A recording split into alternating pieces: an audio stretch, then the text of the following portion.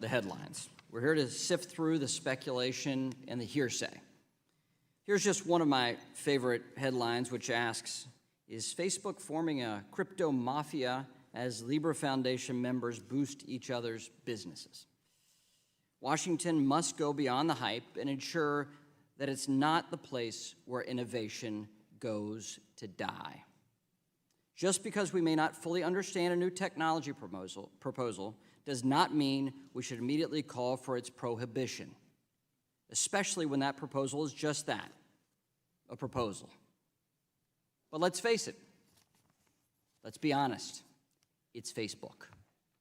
And I'm skeptical, but we can either make you a political talking point or we can choose to conduct thoughtful governmental oversight. That's my hope for this day, is its thoughtful government oversight.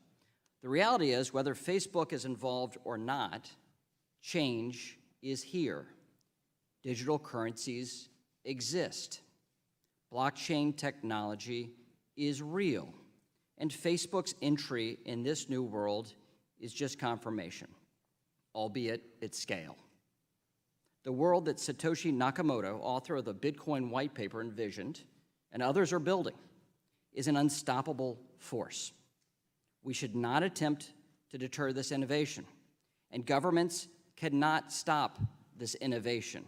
And those that have tried have already failed.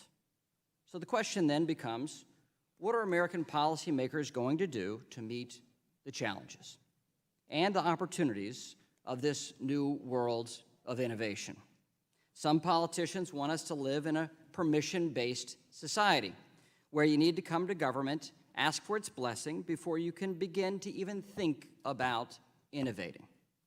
Those are the politicians that would rather kill it before it grows.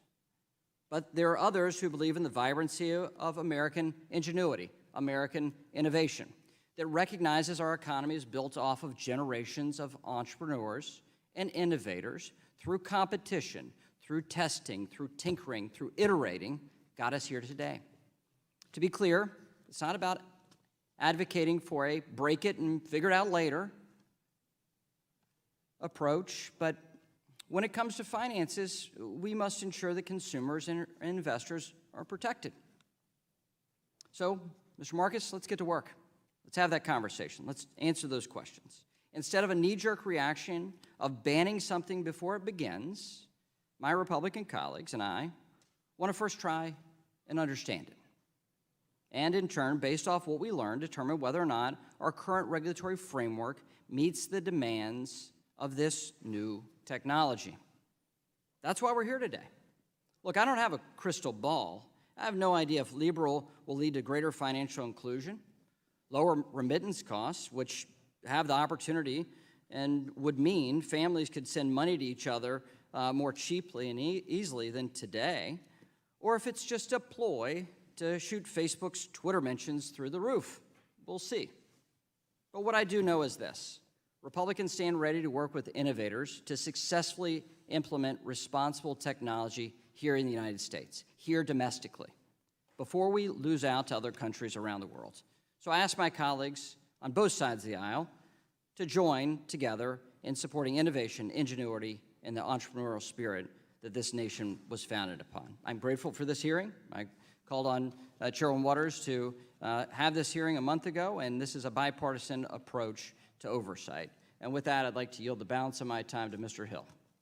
I thank the ranking member. This time of hearing touches on critical areas of jurisdiction within our committee: fintech innovation, oversight questions related to the use of and trading of cryptocurrencies, and the intersections of financial services and big data. We therefore must ensure that we're asking thoughtful questions as we learn about and analyze these rapidly emerging trends. As a former community banker, I understand the importance with appropriate regulation and balance to benefit American consumers. And as lawmakers, we all need to ensure that all the companies that operate here in America with American consumers are in full compliance of those laws.